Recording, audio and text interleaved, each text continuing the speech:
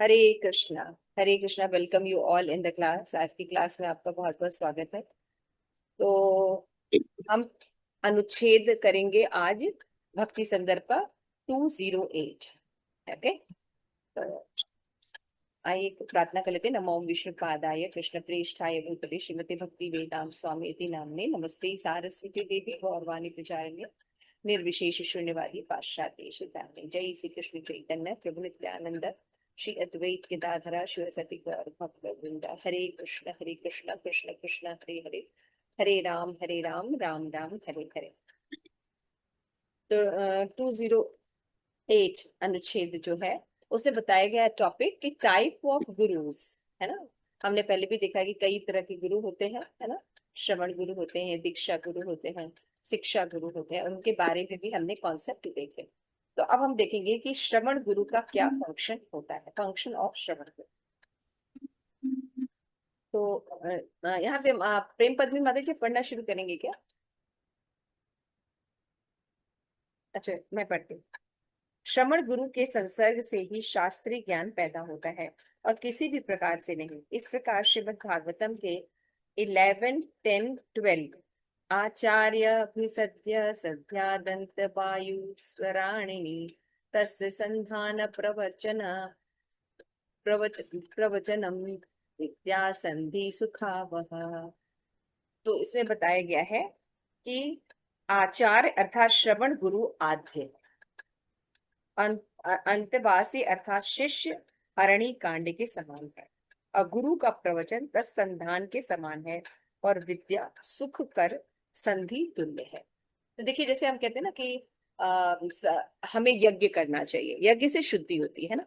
तो भगवान की कथा बोलना और सुनना, गुरु और शिष्य ये सब मिलकर भी यज्ञ ही होता है ना। तो कथा करना, भगवान के बारे में श्रवण करना, कीर्तन करना, ये भी यज्ञ होता है। तो इसमें बताया जा रहा है कि किस तरह से जो आचार्यज होते हैं, जो हमारे श्रवण गुरु होते हैं और जो हमारे शिष्य होते हैं, उनके बीच में कैसा संबंध होता है कि ये यज्ञ की तरह हो जाता है। तो जो गुरु होते हैं ये क्या होते हैं, ये वुड बेस हो जाते हैं, अरण्य, है ना। आद्य, आर्निक, साध्य, आद्य होते। देखिए, एक यज्ञ जब करते हैं तो यज्ञ कुंड होता है ना। उसमें अग्नि भी होती है, फिर स्वाहा मंत्र भी होता है, घी भी डाला जाता है ना। इस तरह से जो चीजें होती है, तो कैसे जब हम कोई श्रवण कर रहे हैं या कथा श्रवण कर रहे हैं भगवान की, तो वो यज्ञ कैसे है, उसमें ये बताया जाए। तो जो गुरु होते हैं, जो प्रमाणिक गुरु होते हैं, जिनसे जो हमें शिक्षा दे रहे हैं, है ना, तो वो क्या होते हैं, वो होते हैं आद्य, है ना, अंतेवासी होते हैं। और जो शिष्य होते हैं ये क्या होते हैं, अरणी काष्ठ। अरणी काष्ठ कहते हैं जो यज्ञ में डालते हैं, तो जिससे कि अग्नि जलती है। अरणी काष्ठ कौन होते हैं, जो शिष्य। शिष्य। हाँ। फिर देखो, जब अग्नि होती है तो कुछ नीचे लगाए जाते हैं, कुछ ऊपर की तरफ रहते हैं, है ना, लकड़ी। तो उसमें बता रहे थे जो स्टूडेंट जो होते हैं, टॉप जो वुड होता है, ऊपर की तरफ जो होता है अरणी काष्ठ, उसके समान होते हैं। और गुरु जो प्रवचन दे रहे हैं, जो शिक्षा दे रहे हैं, है ना, वो तत्संधान है ना। यानी यहाँ पे लिखा है, the teachings are the kindly sticks, kindling sticks and knowledge which bring is the fire. जो प्रवचन है वो दे रहे हैं, वो नीचे के जो है वो लकड़ी है, सतत संधान है। और जो विद्या है ना, वो फायर के समान, है ना।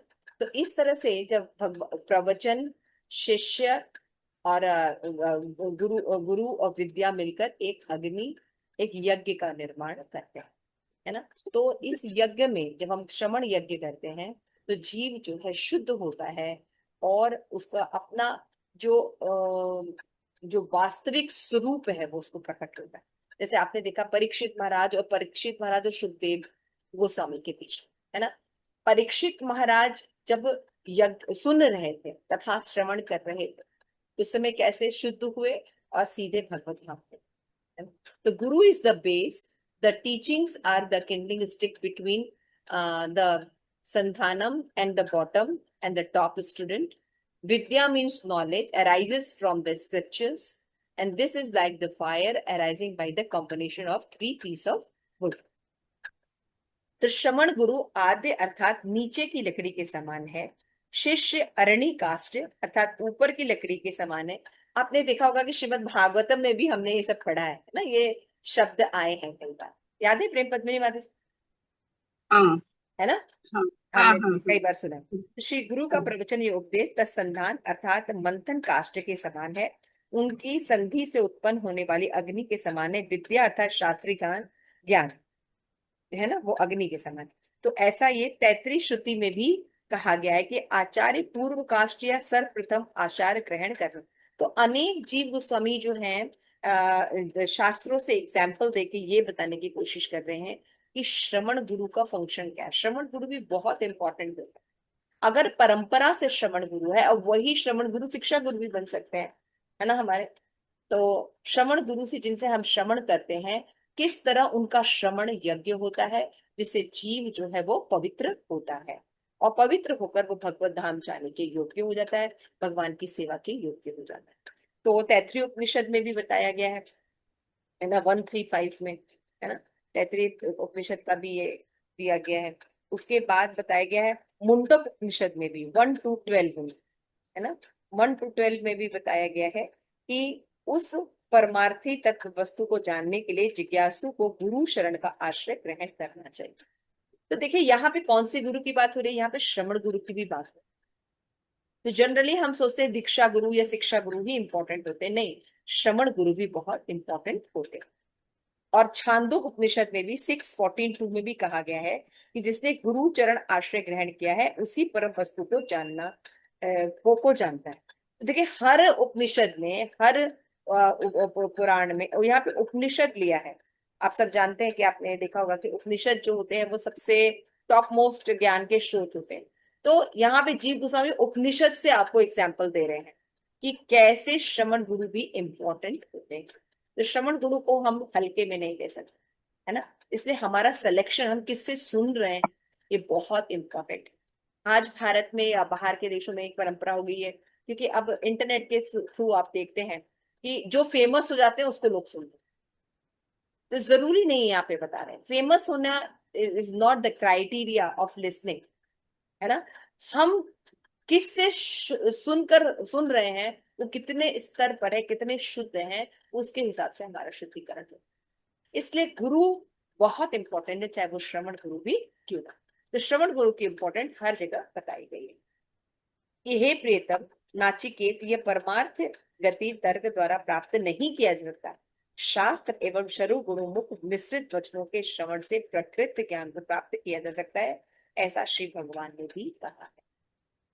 भगवान ने स्वयं भी जो है कठोपनिषद में ये बात कही, ठीक है ना, कि श्रवण गुरु के माध्यम से जब हम सुनते हैं, तो सुनने से भी क्या होता है, शुद्धि। आप देखते हैं एक वैष्णव की सिद्ध अवस्था तक पहुंचाने के लिए बहुत लोगों का हाथ होता है ना। We need a village to grow a Vaishnav, we need a village. तो दीक्षा गुरु के साथ साथ, शिक्षा गुरु के साथ साथ हमारे श्रवण गुरुओं का भी बहुत हाथ होता है हमारे जो सोपान में आगे बढ़ने के, भक्ति के सोपान में आगे बढ़ने के लिए इनकी आवश्यकता है।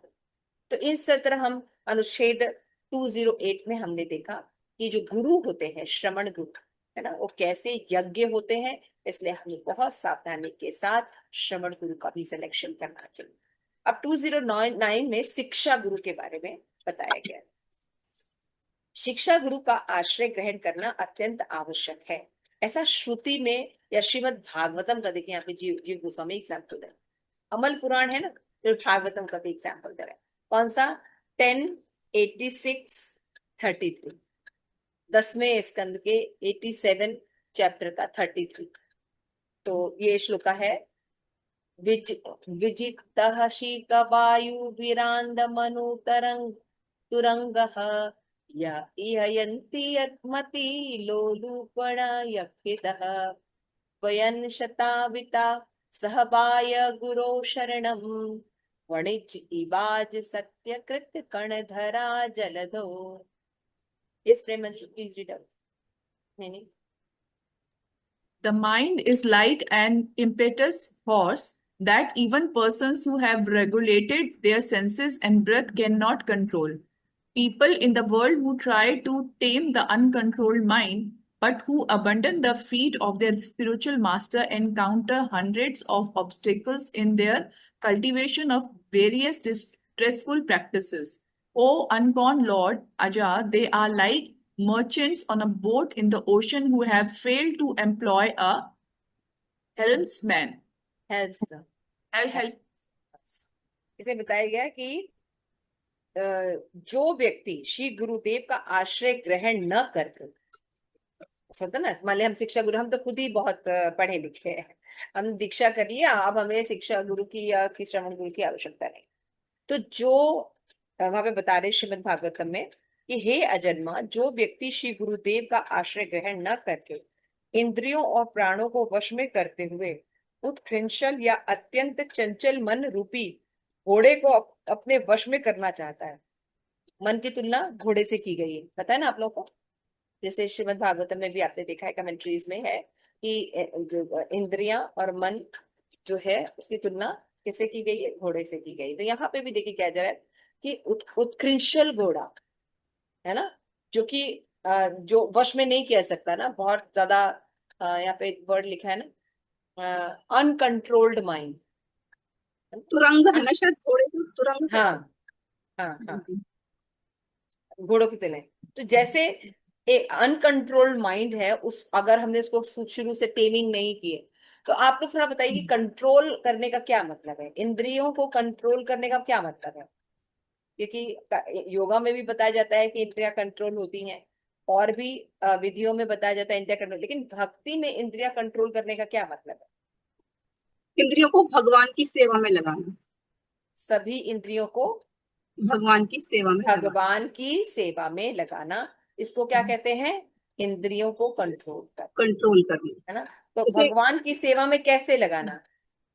जैसे कि मुख को कृष्ण प्रसाद देना, कान को कृष्ण कथा सुनाना, मुख से हाँ कृष्ण के हरि नाम करना और हाँ भगवत चर्चा करना। और जैसे स्पर्श भी है तो भक्तों का ही स्पर्श करना। हाँ और सूंघना भी तो भगवान पे चढ़े हुए पुष्प को सूंघना, तुलसी चढ़ी हुई भगवान की तुलसी, चरण पे चढ़ी हुई तुलसी को सूंघना। तो इस तरह से तो, हम तो इंद्रियों यहाँ को पे भगवान के वेदों की प्रति काम कर। स्तुतियां हैं। हाँ, थैंक यू मैडम। तो जैसे ये वेदों की स्तुतियां हैं, वेद जो है स्तुतियां कर रहे हैं, तो उसमें साक्षात वेद ही ये बात बता रहे हैं। 10वें स्कंद के अगर 87 श्लोक में देखेंगे तो वेदों द्वारा स्तुति की गई है। तो ये वेदों की ही स्तुति है, जिसमें बताया जा रहा है कि जो व्यक्ति श्री गुरुदेव का आश्रय ग्रहण नहीं करता, यहाँ पे कौन से गुरु की बात की जा रही है? शिक्षा गुरु की बात, चलो है ना। ठीक। तो और अपनी इंद्रियों और प्राणों को वश में करते हुए उत्कृंशल और अत्यंत चंचल मन रूपी घोड़ों को अपने वश में करना चाहता है, वे साधन में सफल नहीं होते हैं। बिल्कुल। और हर लोग सोचते हैं कि भक्ति तो हम अपने आप कर लेंगे, मंदिर जाने की क्या जरूरत है, शिक्षा ग्रहण करने की जरूरत है, ये तो मन के भाव हैं, माला करने की क्या जरूरत है ना। तो यहाँ पे ऐसा नहीं लिखा गया, यहाँ पे लिखा गया है कि दीक्षा एक साइंटिफिक प्रोसेस है, हमें आश्रय ग्रहण करना ही पड़ेगा। अगर हम प्रोसेस में नहीं हैं और हम सोचते हैं कि अपने मन को और अपनी इंद्रियों को हम अपने आप कंट्रोल कर लेंगे, ये केवल मिथ्य है, ऐसा नहीं हो सकता। और आज के समाज में आप देखिए, ज्यादातर लोग इसको फॉलो करते हैं, है ना प्रेम मंजरी, है ना। ज्यादातर लोगों की ये दशा है। तो यहाँ पे देखिए ये जीव गोस्वामी की जो शिक्षाएं हैं ना भक्ति संदर्भ में, ये कितना गूढ़ विषय है, सफल माता नहीं। जी, शिक्षा बार गुरु बार हमें श्रवण जो गुरु सैकड़ों को विपत्तियों का सामना करना पड़ता है, केवल श्रम और दुख ही भोगते हैं। क्या बता रहे हैं? भगवत गीता में भगवान ने कहा है, क्लेशो अधिकतर तेषां अव्यक्त आसक्त चेतसम। भक्ति का मार्ग सरल है क्योंकि इसमें भगवान का आश्रय बना रहता है जीव को, लेकिन बाकी मार्गों में अपने बल से जो प्रयास किया जा रहा है तो दुख ही मिलता है, विपत्ति का सामना ही करना है। और चैतन्य चरितमृत में बताया गया कि चैतन्य महाप्रभु की जब शरण करते हैं तो दुष्कर कार्य भी सिंपल हो जाते हैं चैतन्य महाप्रभु के। इसलिए हमारे मिशन में श्रील प्रभुपाद ने हमें बताया है कि हमें चैतन्य महाप्रभु रूप गोस्वामी इत्यादि के माध्यम से राधा गोविंद की अर्चना करनी चाहिए, इस सिद्धांतों को समझना चाहिए। इसलिए हमारा जो नहीं भी पूरा होता उसको ठाकुर जी पूरा होता, लेकिन जो ऐसा नहीं करते कहते दुख ही भोगते लिखा। उनको ठीक वैसी दशा होती है, कैसी दशा? जैसे समुद्र में बिना कणधार नाव पर यात्रा करने वाले व्यापारी की होती है। नाव पे बैठा दिया गया, सारा सामान बिजनेस का लदा हुआ है, लेकिन कोई भी खेने वाला नहीं है ना, उस बोट को डायरेक्शन देने वाला, उसको सेल करने वाला कोई व्यक्ति नहीं है ना। Various distress in practice, O unborn, they are like merchant on a boatman in the ocean who have failed to employ a helmsman. अकृत करण धर कण धार, कण धारे नहीं है ऐसा नाव।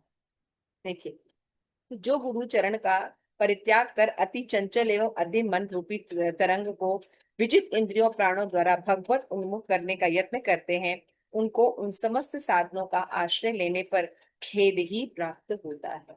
वो कितने भी इंटेलिजेंट क्यों ना हो, वो कितना भी आश्रय ग्रहण क्यों ना कर लें, लेकिन उनको लास्ट में दुख ही प्राप्त होता है। अतः वे सौ सौ विपत्तियों से ग्रस्त हो जाते हैं और संसार में ही पड़े रहते हैं। हे अजब प्रभु, बिना कर्णधार्य की नाव पर समुद्र में यात्रा करने वाले व्यापारी की सी उनकी दशा होती है, किंतु श्री गुरु द्वारा प्रदर्शित भगवत भजन पद्धति से भगवत धर्म का ज्ञान पैदा होता है। अगर आप अपने मनमाना करें कभी सफल नहीं हो, ये बता दिया गया। दूसरा बता रहे, जैसे ही आप श्री गुरु की शरण ग्रहण करते हैं तो क्या होगा? कर्णधार नाव जो होता है वो अपने आप दिशा के अनुसार चलता है, सारे तूफान वगैरह को झेलने की कैपेसिटी होती है और अपने लक्ष्य और गंतव्य तक वो पहुंच जाता है।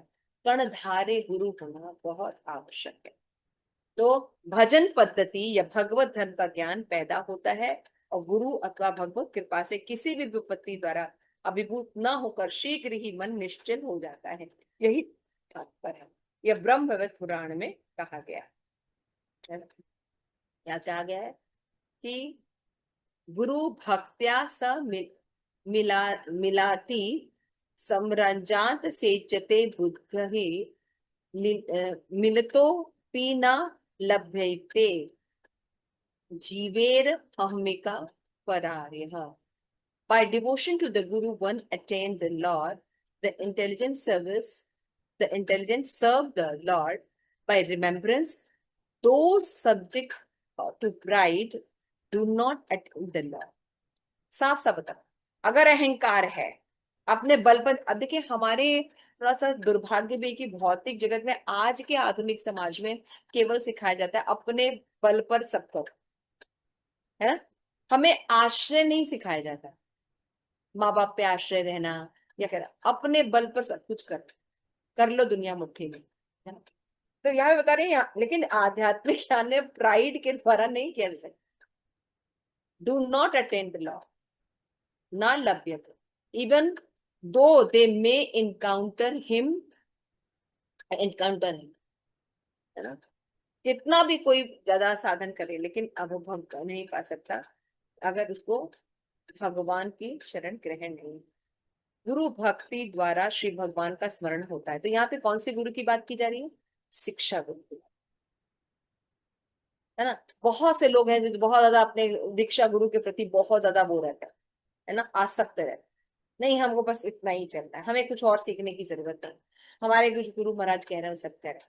नहीं, शिक्षा की आवश्यकता है ना। शिक्षा गुरु भी होने चाहिए। इससे क्या होता है, स्पिरिचुअल वर्ल्ड में एक हमें ब्रॉड कॉन्सेप्ट भी प्राप्त, सिद्धांत बेस लाइन वही रहती है वहां पे। जैसे शिक्षा गुरु की होती है, दीक्षा गुरु की होती है, उसी बेस लाइन में शिक्षा गुरु, लेकिन नॉलेज हर बार एक्सपैंड होता है। आप लोगों का शायद अनुभव होगा, भगवत गीता आप कोई भी श्लोक पढ़ के देखिए, आप जब शुरू में पढ़े तो उसका अलग स्वाद था। अभी आप कई सब्जेक्ट्स पढ़ चुके, शास्त्रीय कोर्सेज कर चुके, वैभव कर चुके, उसके बाद अब उन श्लोकों को पढ़ी तो एक अलग ही उसका मीनिंग क्लियर होता है और लगता है अरे इसमें तो ये बात भी लिखी गई है, इसमें ये बात भी लिखी गई, लेकिन उस समय समझ में नहीं आया। प्रेम बंधुमादी जैसा होता है आपके साथ? माता जी जैसे कि पहले भगवद गीता पढ़ी, उसके बाद फिर भागवतम पढ़ी। जब भागवतम पढ़ने के बाद फिर भगवद गीता पढ़ी तो लगा कि मतलब इसमें तो बहुत डीप नॉलेज है, मतलब पहले हाँ उतनी ज्यादा डीपनेस नहीं दिखाई दे रही थी। हाँ। तो जी। ऐसा ही भागवतम के साथ होता है, ऐसे ही चैतन्य चरितमृत के साथ होता है। हम्म। तो यहाँ पे यही बात बताई जा रही है। तो आप अगर एक एकदम रूढ़िवादी रहेंगे, रूढ़िवादी है ना, देखिए शास्त्र में जीव गोस्वामी हमें क्या बता रहे हैं, हमें बता रहे हैं कि हमें सबकी जरूरत होती है विकास करें। तो जो लोग इस तरह से चलते हैं कि दीक्षा गुरु भी होते हैं, शिक्षा गुरु भी होते हैं, उनके श्रवण गुरु भी होते हैं, कई हो सकते हैं, तो आप देखिएगा उनकी बहुत अच्छी स्पिरिचुअल डेवलपमेंट होती है, अंडरस्टैंडिंग बहुत अच्छी होती है। आपने देखा है कनिष्क अधिकारी क्या होता है, उसकी अंडरस्टैंडिंग क्या होती है, बहुत संकीर्ण होती है ना। वो अर्चा विग्रह को ही केवल भगवान मानता है। लेकिन मध्यम अधिकारी की थोड़ी विस्तृत होती है, वो अर्चा विग्रह को तो मानता है, साथ में भगवान के तदियों को भी रिस्पेक्ट करता है। और उत्तम अधिकारी तो वैष्णव को ही इंपॉर्टेंट माना, वही भगवान। लेकिन हालांकि वो भेद जानते रहते हैं।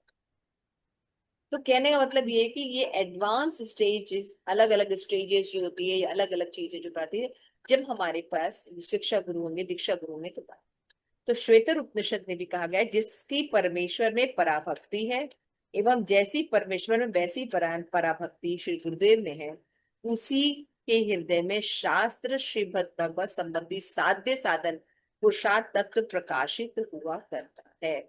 जिसकी गुरु शरण में भक्ति नहीं है, उसके हृदय में तत्व कभी प्रकाशित नहीं होता। It is a very bold statement. अगर आपके गुरु परंपरा में नहीं है, आपकी गुरु में, शिक्षा गुरु में, श्रवण गुरु में आसक्ति नहीं है, श्रद्धा नहीं है, तो परमार्थ का, संबंध गान का, साध्य साधन तत्वों का विवेचन आपके हृदय में नहीं हो सकता। बुक्स पढ़ने से ये सब चीजें रिवील्ड नहीं होती हैं, अभी पढ़ा ना आपने, ये हृदय में होती है। वैष्णव भक्ति वैष्णव के हृदय में होती है, जब हम उनकी सेवा करते हैं। और उनकी सेवा श्रवण सुनने से भी होती है ना। और श्रवण में आप लोग जानते हैं चार चीजें निहित होती है ना। किसी को पता है चार चीजें कौन कौन सी होती है श्रवण में? यस प्रेम मंजरी बात। यस।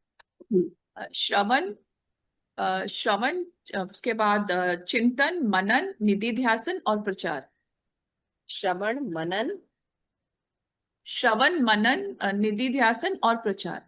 और प्रचार। स्वाध्याय भी बहुत से लोग उसमें ऐड करते हैं। तो जब ये कॉन्सेप्ट पूरा रहता है तो उसको श्रवण, फुल श्रवण तब। तो मतलब केवल हमें नॉलेज अवेयर नहीं होना है, एक्सेप्ट भी करना और चेंज भी होना चाहिए, तब हम संग कर रहे हैं। जनरली हम संग का मतलब सोचते हैं हाँ गए, सुना, मिले, चले यार, नहीं। अगर हम अवेयर नहीं हो रहे हैं, एक्सेप्टेंस नहीं है नॉलेज का, और फिर हमारे अंदर चेंज नहीं है, निधि ध्यासन नहीं, और चेंज है हम दूसरों को नहीं बता रहे, तो ये श्रवण कंप्लीट नहीं। तो ये सब बातें बहुत इंपॉर्टेंट है। इसलिए शास्त्रों के एग्जाम्पल के द्वारा जीव गोस्वामी ये प्रूफ कर रहे हैं कि हमें दीक्षा गुरु के साथ साथ शिक्षा गुरु की भी बहुत इंपॉर्टेंट। श्रवण गुरु की स्टेप, श्रवण गुरु आवश्यक होते हैं, दूसरी तरफ शिक्षा गुरु भी बहुत इंपॉर्टेंट होते हैं।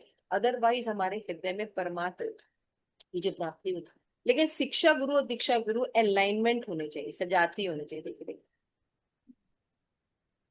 सजाती होने चाहिए। ऐसा नहीं कि वो कुछ और बता रहे, मैं कुछ और, ऐसा नहीं। ठीक है। तो इसके बाद हम आएंगे टू 210 पे, 210 अनुच्छेद। 210 अनुच्छेद में भी नीड फॉर मंत्र गुरु है ना, ये बताया गया। कहते श्रवण गुरु एवं भजन गुरु का पदाश्रय अति आवश्यक है, तब परमार्थ मंत्र गुरु शरणागत आश्रय करना भी एकांत आवश्यक है। देखिए कितने तरह के गुरु को बता रहे हैं। मंत्र गुरु मतलब कौन? दीक्षा गुरु। दीक्षा गुरु। समझ आए? अभी आपने श्रवण गुरु के इंपॉर्टेंट समझी, लेकिन उसके बाद आपने शिक्षा गुरु के इंपॉर्टेंट समझी, लेकिन दीक्षा गुरु से कम नहीं हो जाते, मंत्र गुरु भी बहुत इंपॉर्टेंट होते हैं।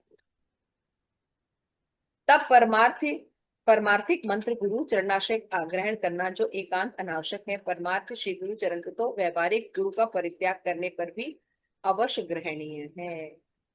देखिए यहाँ पे कई बार कहा जाता है कि गुरु को छोड़ देना चाहिए, लेकिन गुरु को छोड़ना, दीक्षा गुरु जो है उनको इतनी आसानी से आप नहीं छोड़ सकते, है ना। श्वेतर उपनिषद में क्या है, गुरु भक्त्यासा मिलेत स्मरते से जति बुद्ध है, मिलितोपि न लभ्यते, ये तो उसी का है ना। पहले पढ़ा था हमने शायद। जीवेर अहिमिका प्रभा, the meaning of scriptures is revealed to the person, किसको रिवील्ड होता है, who has intense devotion for the guru as much as his devotion to the Lord, जिनका जो भगवान के प्रति डिवोशन होता है, गुरु में भी भक्ति होती है, उसी के अंदर भगवान का ज्ञान आता है। श्रीमद् भागवतम 5:5-18 में भी ये बात कही गई है। गुरु न सस्यात, सब जनो न सस्यात, पिता न सस्यात, जननी न सस्यात, देव न तस्यात, न पति न स अहेय, न मोच्यति य समुपेत्य मृत्युम। इसका मीनिंग पढ़ दीजिए। इस श्लोक को बहुत आराम से समझिएगा, ये श्रीमद् भागवत का बहुत फेमस श्लोक है ऋषभ देव का, है ना। हमें शिष्य नहीं बनना चाहिए, गुरु नहीं बनना चाहिए, माता नहीं बनना चाहिए, पिता नहीं बनना चाहिए, अगर हम उसको मृत्यु से नहीं बचाते। 5:5-18। He who cannot deliver a person in sansar is not a guru, a relative, a father, mother, devta or husband. यहाँ पे क्या बताया गया है, हमें ये गुरु, माता पिता, सखा, बंधु नहीं बनना चाहिए अगर हम उसको मृत्यु के सागर से बचा नहीं पा रहे। मृत्यु आएगी, अगर हम उस मृत्यु से प्राप्त होने का, यहाँ पे हम देखते हैं कि जो माता पिता होते हैं या गुरुजन होते हैं वो बहुत ज्यादा कंसर्न हो जाए। हमेशा ध्यान रखिए, मुक्ति केवल मुकुंद दे सकते हैं, हम इंस्ट्रक्ट कर सकते हैं, है ना। We should endeavor to deliver his disciple. Father should endeavor to the son to liberate. Mother should endeavor to guide in the path of liberation. If they unwilling to do that, they should not take the road. If not, they themselves liberate them, because it not in the hand. It is only in the hand of Mukund, Lord. समझ में आ रहा? हमें भगवान बनने की जरूरत नहीं है। ये जो नॉलेज है, ये जीव गोस्वामी यहाँ पे हमें समझा। जनरली बहुत से लोग काउंसलिंग जब हम करते हैं तो बहुत से लोग आते हैं, मेरा बेटा मेरी बेटी भक्ति नहीं कर रहा है, बहुत परेशान रहते हैं, इतना परेशान रहते हैं कि उनकी भक्ति डिस्टर्ब रहती है, घर में कलेश होता है। तो हमें एक बात समझना, we are not the lord, हम भगवान हैं। हम प्रेम से एक शो कर सकते हैं, दिशा निर्देश कर सकते हैं, इसके अलावा हम कुछ भी उनके लिए प्रे कर सकते हैं, बस इससे प्रे ज्यादा कुछ नहीं। प्रे कर सकते हैं, कंसर्न रहते हैं। खास तौर से जैसे जैसे एज अ मदर मैं भी हूँ, तो मुझे भी लगता है बच्चे भक्ति कर लें, भक्ति कर, क्योंकि हम जीवन के सभी अनुभवों के बाद ये बात बता रहे हैं। बिल्कुल। लाइफ में जो चेंजेस आता है, देखिए अभी जैसे अभी मेरी बेटी के विवाह में मेरे पिताजी आए थे, है ना।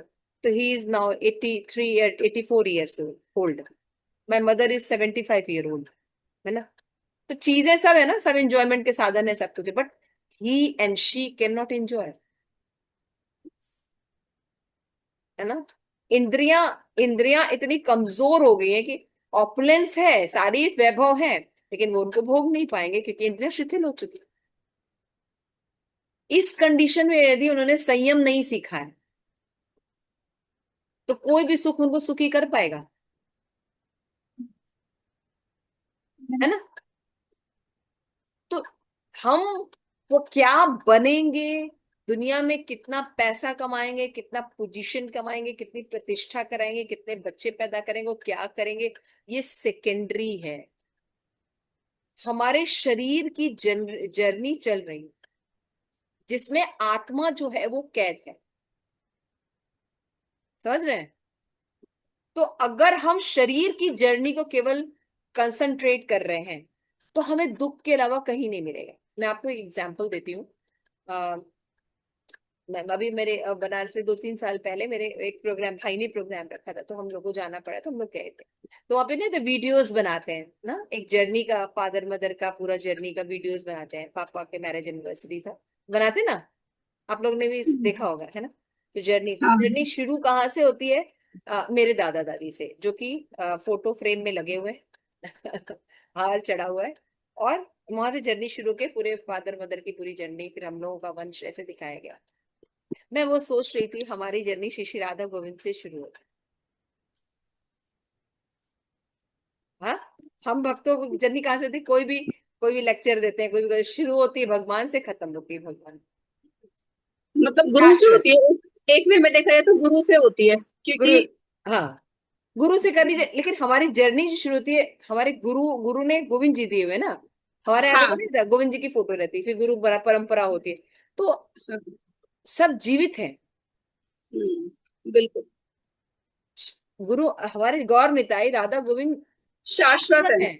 शाश्वत। हमारा एंड भी शाश्वत है, मिडिल भी शाश्वत है। आप स्टार्ट भी देख रहे हैं, शाश्वत है, आप देख बिल्कुल। रहे हैं, मेरे पास भी फिल्म है और वहां पे भी फिल्म चल रही है। दोनों में अंतर देख रहे हैं। उनका एंड भी शुरुआत भी हुई है अशाश्वतता से, मिडिल में भी अशाश्वत चीजों को दिखाया जा रहा है, और एंड भी अशाश्वत, बिल्कुल। है ना। लेकिन हमारा ट्री जो फैमिली ट्री है, जो क्या है जो दिखा रहा है, वो कौन सी ट्री दिखा रहा है, ऊर्ध्वमूल शाखा। मुझे याद आ रहा था श्रीमद् भगवद गीता का हाँ, पर रिफ्लेक्शन में और ओरिजिनल ट्री में कितना अंतर है? नहीं अंतर है। बिल्कुल। तो मुझे वही बात अभी यहाँ पे याद आ रही है। तो अगर देखिए, सब नॉलेज अगर हमारे पास नहीं होता तो आज हम भी उनके एक पार्ट होते, है ना, हम भी उसी पार्ट में होते, और we are very proudly make this free family tree, है ना। बहुत यस, बहुत प्रोग्राम होता है, बहुत होता है, आप देखते, आप सब जानते हैं ये सब चीजें, और बहुत स्कूलों में भी प्राउड। आजकल, स्कूलों में भी बच्चों को बोलते हैं कि अपना फैमिली ट्री बना के दिखाओ, हाँ, होमवर्क देते अपना हैं फैमिली इसे, ट्री बनाओ, तो फ्री कहाँ से बनाते हैं, शरीर लेवल। शरीर के स्तर पर। लेकिन हमें आत्मा का सफर भी दिया जाता है, क्योंकि we are not this body, we are soul. तो यस, आत्मा का सफर, अगर हम शरीर के अंतिम क्षण में भी हैं, अगर थोड़ी सी भी कॉन्शियसनेस है, तो हमें हमेशा रहेगा कि हम अपनी आत्मा के सफर को ठीक कर लें, आत्मा की जर्नी को ठीक कर लें, है ना। जैसे मैंने बताया, हमारे फादर अभी 85 ईयर्स के हैं, मदर 74 ईयर्स के हैं। लेकिन अगर स्पिरिचुअल कॉन्शियसनेस है, तो उनको किस जर्नी के लिए रहेगा, स्पिरिचुअल जर्नी, अपने अपने सोल की जर्नी के लिए वो अवेयर रहेंगे। और सोल की जर्नी कभी खत्म होती है, नहीं, कभी बूढ़ी होती है, कभी नहीं, बीमार होती है, नहीं, नहीं। तो यानी जब हम शरीर लेवल पर रहेंगे तो ऐसे रहेंगे, तो डिस्ट्रेस में आएंगे। लेकिन सोल की जर्नी में हम ऐसे नहीं रहेंगे, क्योंकि सच्चिदानंद के अंश होने के कारण सोल भी सच्चिदानंद। और हम यही चाहते हैं ना, हम यही जर्नी चाहते हैं। और इसलिए यहाँ पे जीव गोस्वामी का जो ये प्रसंग है, ये बहुत इंपॉर्टेंट है। गुरु का होना इस सब के लिए बहुत आवश्यक है। इन दोनों सिचुएशन को जो मैंने आपको बताया, इसमें अंतर क्या था, मेरे पास प्रमाणिक गुरु है, और दूसरी तरफ प्रमाणिक गुरु नहीं है। यस, ये प्रैक्टिकल एग्जाम्पल हम आपको बता रहे हैं सर। इसलिए हमेशा हमें वैष्णव संघ में ये सब चीजें देखनी चाहिए। और वैष्णव संघ का मतलब होना क्या है, अवेयरनेस होनी चाहिए, एक्सेप्टेंस होना चाहिए नॉलेज का, और चेंज होना चाहिए, तब उसको कहते हैं साधु संघ। लेकिन सुनने के बाद अगर हमारे अंदर अवेयरनेस तक नहीं उत्पन्न हुई है, तो हमने श्रवण कैसा किया, हमने तो यज्ञ किया ही नहीं। श्रमे भी केवलम धर्म सौनिष्ठाम पुरुषम विश्वक्षेण कथा सुय न उत्पाद्यते रति दिन श्रमे भी केवलम। और यही बात जीव गोस्वामी यहाँ पे एक्सप्लेन कर, इट इज वेरी इंपॉर्टेंट। ये सब भक्ति संदर्भ के ये जो पॉइंट्स हैं जीव गोस्वामी के, ये हमें बिल्कुल फिक्स करते हैं कि व्हाट एग्जैक्टली चल क्या रहा है। एक ही गुरु की बात नहीं की जा रही, जहां आप श्रीमद् भागवतम में सब श्लोकाज हैं, अलग अलग गुरु की बात की जा रही। तो जो व्यक्ति मृत्यु से तथा संसार बंधन छुटकारा नहीं दिलाता, वो कभी गुरु नहीं हो सकता, वो स्वजन नहीं हो सकता, पिता नहीं हो सकता, माता नहीं हो सकता, देवता नहीं हो सकता, पति नहीं हो सकता। वास्तविक गुरु स्वजन पिता देवता यानी पति वही है जो बंधन से छुटकारा दिला सकता है। ये श्लोक जब मुझे मैंने फर्स्ट टाइम गुरु महाराज की मुख से सुना था, तो मेरे दिमाग में से बैठ बैठ गया है कि मैं एक माँ भी हूँ, यस, है ना, मेरे साथ भी यही हुआ था। है ना, मैंने भी कभी श्लोक फर्स्ट टाइम सुना था, तो है ना। मैंने भी, आप लोगों हाँ, ने जब पढ़ा होगा ये श्लोक, तो आप लोगों के साथ भी ये रहा होगा। तो कितना बंधु के लिए भी ये होता है कि चलो प्रयास करते हैं, प्रचार करते आर्टिस्ट ने प्रयास तो अपना बेस्ट हैं, किया प्रयास, जो कर सकते हैं। है ना। ये बहुत इंपॉर्टेंट है, एंडेवर करना चाहिए। मुक्ति तो भगवान ही देते हैं, मुक्ति तो तो उन्होंने भगवान, हम होना केवल एंडेवर कर सकते हैं, है ना। भगवान की इसलिए इच्छा श्री है। नारद मुनि ने भी श्रीमद् भागवत के 1515 में कहा है कि हे व्यासदेव, स्वभावतः जो लोग काम में कार्यों के अनुरक्त हो जाते हैं उनके लिए काम अनुष्ठानों को उपदेश देना, अनुशासन करना निंदनीय है। इति पिता आदि के साथ उसी दिन पर्यंत ही गुरु आदि व्यवहार होना चाहिए, है ना। पिता आदि के साथ भी कैसा व्यवहार होना चाहिए? गुरु के सदृश। देखिए हमारे जो कल्चर है, वैदिक कल्चर, उसमें भगवान का रिप्रेजेंटेटिव राजा भी होता है, भगवान का रिप्रेजेंटेटिव गुरु भी होते हैं, भगवान के रिप्रेजेंटेटिव अगर परिवार लेवल पर आएंगे तो पिता भी होते हैं। यानी इन सबका आदर्श होना बहुत जरूरी है, पिता का, माता का, इन सबका आदर्श होना बहुत जरूरी है ना। तो ये क्या जो करें? श्लोक है ना, ये वाला जो 1515 है, आई थिंक इसके जो तात्पर्य में श्रील प्रभुपाद ने बताया ना कि यदि पिता या गुरु कुछ भी आदेश देते तो जी हाँ के अलावा और कुछ नहीं होना चाहिए। बस मतलब ये बोलकर वही करना चाहिए जो गुरु और पिता हाँ, का आदेश है। हाँ बिल्कुल ऐसे सही बोल रहे हैं आप। तात्पर्य में बताया। गुरु, गुरु का ये 5.15 1.15 हो गई है ना।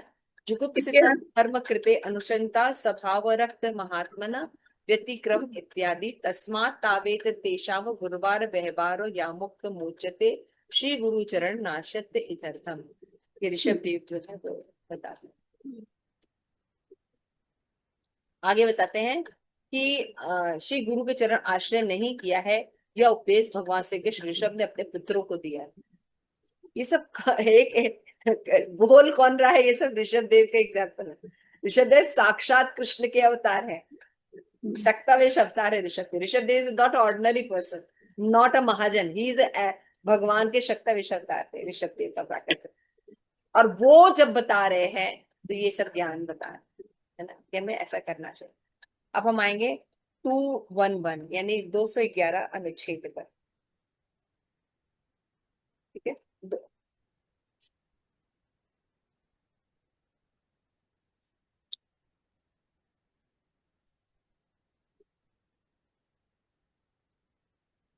211। ठीक है, पढ़ना शुरू करें। 11:11:27 श्लोका है, यस।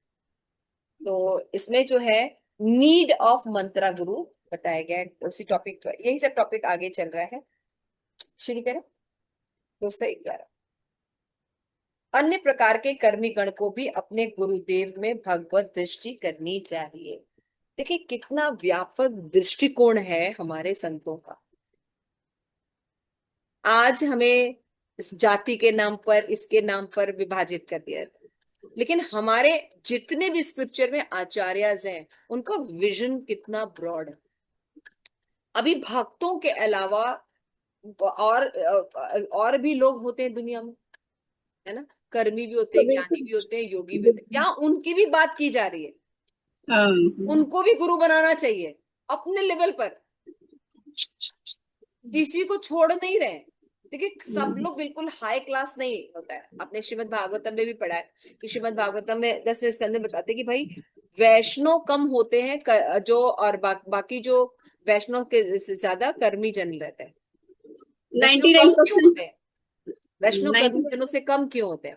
उसमें बताते हैं कंस जब वो मार रहा है 7वां गर्भ, है ना, तो उसमें प्रसंग में आगे चल के उसे बताते हैं श्री प्रभुपाद कि वैष्णव जनसंख्या में कम क्यों होते हैं और कर्मी जन या बाकी लोग इतना ज्यादा क्यों होते हैं। तो बता रहे हैं कि जो संसार है, भौतिक संसार, इसमें भोग के प्रति आकर्षण बहुत ज्यादा है। और ज्यादातर लोग जो होते हैं भौतिक भोग का व्यसन के शिकार है। स्त्री चाहिए, धन चाहिए, मदिरा चाहिए, है ना। और ये प्रोवाइड करते हैं भगवान की कृपा से, भगवान के देवता, देवतागण प्रोवाइड करते हैं। तो लोग भगवान बनना चाहते हैं, भोग के द्वारा प्रतिष्ठा प्राप्त करना चाहते हैं, भगवान बनना चाहते हैं, भोक्ता बनना चाहते हैं। तो ऐसे लोगों की संख्या ज्यादा होती है और ये स्वर्ग तक ही जा सकते हैं अगर, लेकिन शुरुआत ही होती है वैष्णव की, न धनम न जन्म न सुंदरी। उनका इसमें न तो इंटरेस्ट होता है और न भगवान इस तरह का कोई भी सुख मनुष्यों को देते हैं। तो बुद्धिमान लोग होंगे वो ग्रहण करेंगे ना, अल्पज्ञ ज्यादा होते हैं, कामस्त अपहत्याना, है ना। इसलिए वैष्णव जन बहुत कम है। तो यही पे बता रहे हैं कि कर्मी, यहाँ पे देखिए जीव गोस्वामी उनको भी नहीं छोड़ रहे हैं, कर्मी जो होते हैं उनको भी रखना चाहिए। श्रीमद उद्धव में, उद्धव ने 11:17-27 में कहा, आचार्य मां विजानाति यावन मयित कहर्चित, न मृत्य बध्य सूयते सर्वदेव मयो गुरु। One should know the acharya as my self. आचार्य का वर्णन किया गया, आचार्य को ऐसा मानो जैसा मैं हूं। कभी भी उसका अनादर नहीं करना चाहिए, साधारण मनुष्य जानकर उसकी निंदा नहीं करनी चाहिए, क्योंकि गुरु सर्व देवता है। यह वचन श्रीमद् भागवतम ने ब्रह्मचारियों के धर्म वर्णन प्रसंग में कहे हैं। यानी अन्यथा शब्द का अर्थ अन्य प्रकार से, इसका तात्पर्य कि अपने उद्देश्य की सिद्धि के लिए कर्मी गण को अपने गुरु में भगवत दृष्टि रखनी चाहिए। भक्ति साधनों को श्री गुरु चरण के साथ तो एक नित्य आराध्य आराधक संबंध ही रखता है, जो कभी भी टूटता नहीं है। किंतु ब्रह्मचारी या कर्मी जन का गुरु से संबंध केवल साधन अवस्था में ही रहता है। वो भले आराध्य और आराधक रूप में रहता है, उनकी सिद्ध अवस्था में वो संबंध नहीं रहता। इसीलिए इसे यहाँ पे अन्यथा शब्द का प्रयोग किया गया है ना। यहाँ पे बताया जा रहा है कि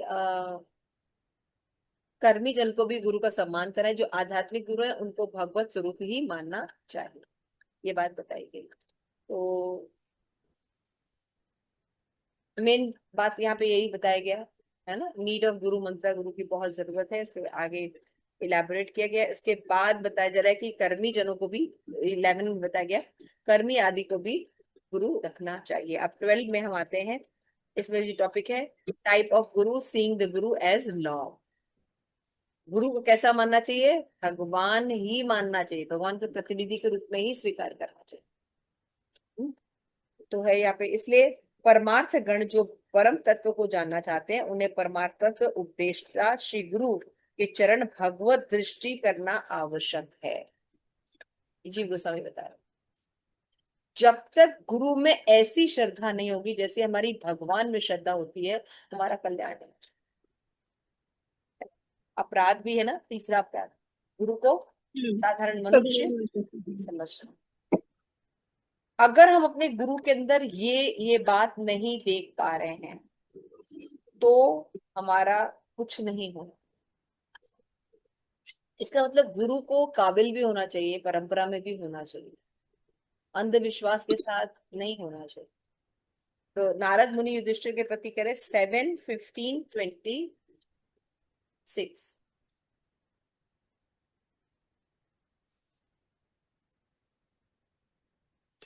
आपने किया है मदद जी श्लोक 7:15-26? मैं इसको वेदा बेस में खोल देती हूँ माता जी। 11:17-27, 26 और 27।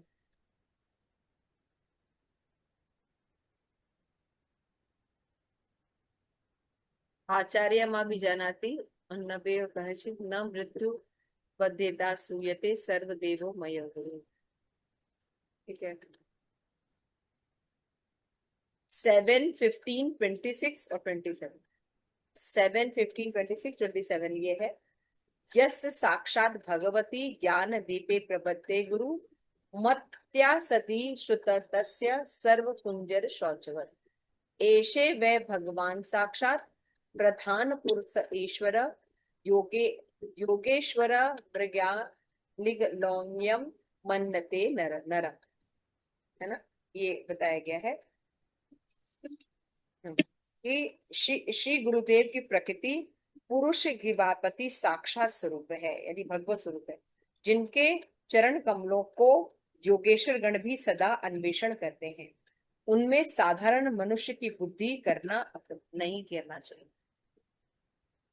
तो अलग अलग शास्त्रों से एग्जाम्पल देके बता रहे हैं, जो साक्षात भगवान ज्ञान दीप प्रदान गुरुदेव के प्रति कि वो मनुष्य है ऐसी दुर्बुद्धि रखता है, उसका शास्त्र उसी प्रकार बिथार होता है जिस पर हाथी स्नान, कुंजन शौचवत के बराबर हो जाता है। ऐसा नहीं कि जीव गोस्वामी नॉर्मल बातचीत कर रहे हैं, जीव गोस्वामी से सिंपल बता रहे हैं कि जो गुरु होते हैं उनको प्रतिनिधि के रूप में हमें स्वीकार करना चाहिए। यह गुरुदेव श्री कृष्ण है, अर्थात श्री कृष्ण ही गुरु रूप में अभिभूत होते हैं, क्योंकि प्राकृतिक दृष्टि से कभी भी भगवत तत्व ग्रहण नहीं होता है ना। प्राकृतिक दृष्टि से भगवत स्वरूप श्री गुरु के मनुष्य बुद्धि होती है। यही उक्त श्लोक में तात्पर्य कि गुरु में प्राकृत बुद्धि ना रखें, गुरु में प्राकृत बुद्धि नहीं रखनी चाहिए। उसके श्लोक का सकती अब 213 213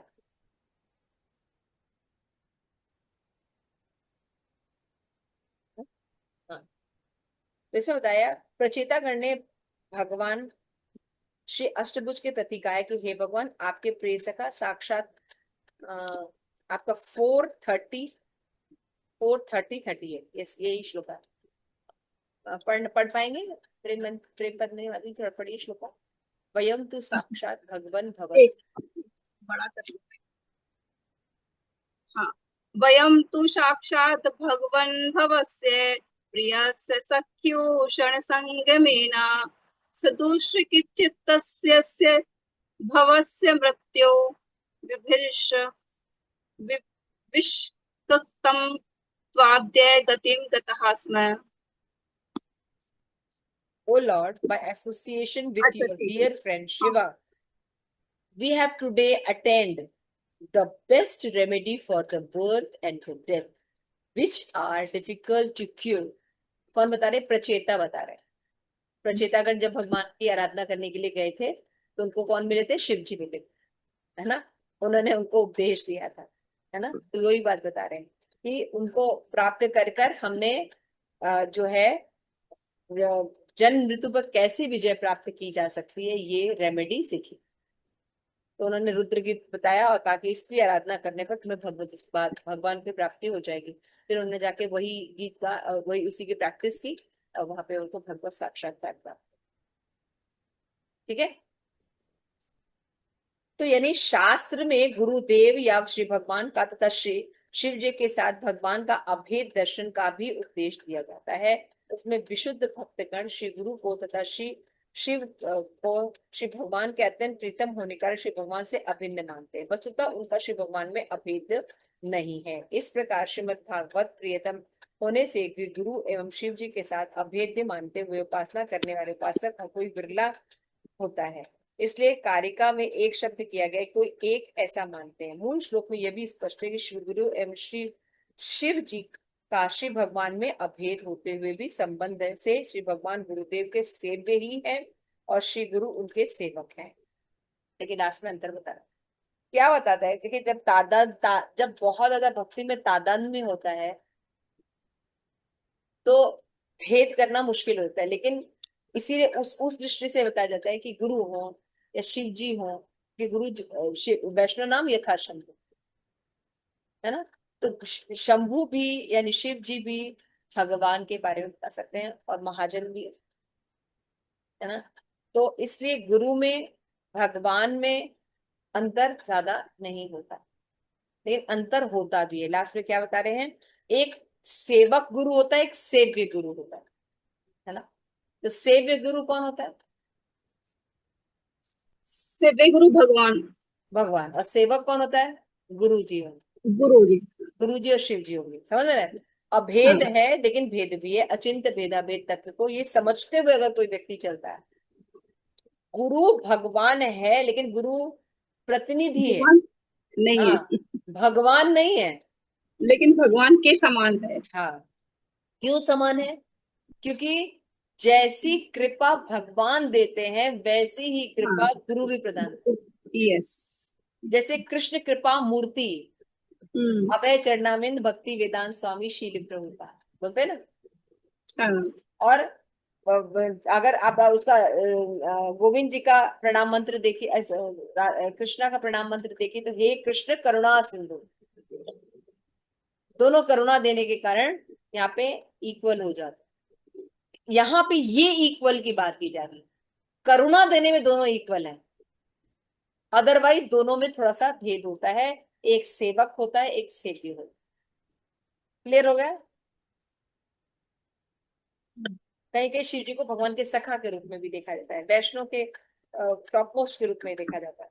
तो श्री भगवान एवं श्री गुरु के सेव्य सेवक संबंध जोड़कर, जो भगवान से कोई संबंध न जोड़कर केवल तत्व की दृष्टि से अभेद भाव से उपासना करते हैं, उनके पक्ष फिर संबंधानुगा रागानुगा भक्ति का अनुष्ठान संभव नहीं हो पाता।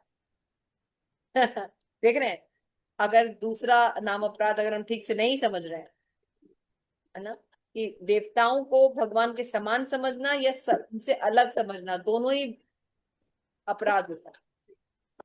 तो अगर कोई ठीक से नहीं समझता, उसकी रागानुगा भक्ति नहीं होगी। हम्म और रागानुगा भक्ति ही रागात्मिका भक्ति का अनुसरण करके होता है। समझ में आ रहा है?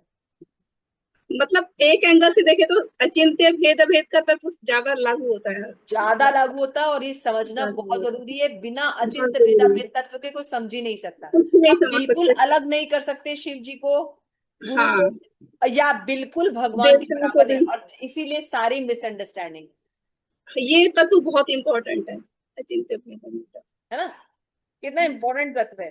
तो अभी जो वैष्णव परसेप्शन होता है, ये एग्जैक्ट परसेप्शन, वो गुरु को एज अ भगवान ही मानता है, बट ही ऑल्सो नो साक्षात धरित्वेन समस्त शास्त्र उक्त सीता भागवत एव किंतु प्रभु किंतु प्रभु प्रिय प्रिय तस्य वो भगवान के प्रिय हैं। प्रिय है। तो ये तत्व जो है, मैंने इतना सुंदर वर्णन कहीं भी नहीं सुना, तत्व गुरु का, देवता शिव जी का, और भगवान का। ये कहीं अगर शास्त्र के दृष्टि से देखे, हमेशा भ्रमित रहेंगे। शास्त्र में कहीं गुरु को ही भगवान बना दिया गया है, कहीं शिव जी भगवान के रूप में, कहीं भगवान ही शिव जी को भगवान बना रहे। इट इज वेरी कंफ्यूजिंग, है ना, बिल्कुल बिल्कुल, साधारण बुद्धि से नहीं समझ सकते। नहीं समझ सकता। अगर हमने ये प्रभुपाद को इसीलिए कहता है परंपरा में ज्ञान लेना बहुत जरूरी है। और अगर हम समान समझ रहे हैं तब भी हम गलती कर देंगे, अपराध है तब भी। मायावादी बन जाएंगे, है ना। और समान नहीं समझ रहे हैं तो तो भी अपराध है। सामान्य समझ रहे हैं गुरु को, वो भी गड़बड़ कर रहे हैं। तो दोनों दिशा में हम मायावादी, निर्वेशवादी, शून्यवादी, अपराधी बन जाते हैं, और ये पता ही नहीं चलता कि हम अपराध क्या कर रहे हैं। हाँ, कब बन गए पता ही नहीं चलेगा, थोड़ा सा भी इधर उधर हुए तो। इसलिए ये जो अचिंत्य भेदाभेद तत्व है, ये समझना बहुत जरूरी है। अतः शुद्ध भक्त को क्या करना चाहिए? गुरु शिव भगवान के प्रीतम रूप को मान्यता देनी चाहिए। श्री रघुनाथ दास गोस्वामी पाद ने मन शिक्षा में गुरु मुकुंद पृष्ठाय कहा। मन शिक्षा में बताया ना कि ये कहाँ से पढ़ रहे हैं? Last line, just last line है। श्री रघुनाथ दास गोस्वामी ने मन शिक्षा में कहा। इसी प्रकार श्री जीव गोस्वामी तथा श्री विश्वनाथ चक्रवर्ती ठाकुर ने इस सिद्धांत का स्पष्ट प्रतिपादन। देखिए, जीव गोस्वामी जो है, सभी आचार्यों का नाम दे रहे हैं। रघुनाथ दास गोस्वामी ने भी इसको एक्सेप्ट किया है, हमारे जो आचार्य गण हैं, जीव गोस्वामी ने भी एक्सेप्ट, विश्वनाथ चक्रवर्ती ठाकुर ने भी इसको स्पष्ट किया है कि गुरुदेव भगवान के प्रियतम भक्त हो गए, यानी हमेशा बता रहे अचिंत्य भेदा भेद तत्व शिक्षा के पक्ष में भगवान के समान पूजनीय होते हैं। गौड़ीय वैष्णव के लिए नवदीप लीला स्मरण में श्री गुरुदेव को श्री महाप्रभु का प्रिय सेवक तथा वृंदावन लीला में श्री गुरुदेव को राधा गोविंद का सेवा परायण मंजरी रूप में ही मानना सार्वभौम है। जनरली लोग कहते हाँ, हैं जो कि निकुंज यौनवृत्ति के लिए सिद्ध है, हाँ, मंजरी जनरली लोग रूप क्या सोचते में। हैं, प्रचेता गण ने भी अपने श्री गुरुदेव शिव को श्री भगवान का प्रिय एवं सखा कहकर वर्णन किया है। अतः संबंध दृष्टि से श्री भगवान एवं शिव जी भगवान के प्रियतम भक्त हैं। ये तत्व निरूपण हो जाता है। तो 13 तक ही था, है ना। अब नेक्स्ट हम लोग जो करेंगे वो है श्लोका प्रभु जी ने जो कराया था, वो कराया था 15 से। मतलब आपने इसी क्लास अटेंड इसी किया में था, दूसरी कॉपी इसमें में लिखा हुआ है। तो दादा जी, नेक्स्ट इसी कॉपी से फिर हम लोग नेक्स्ट लगाओ रिकॉर्डिंग। 15 से ही था ना, 394 से शुरू किया था तुम।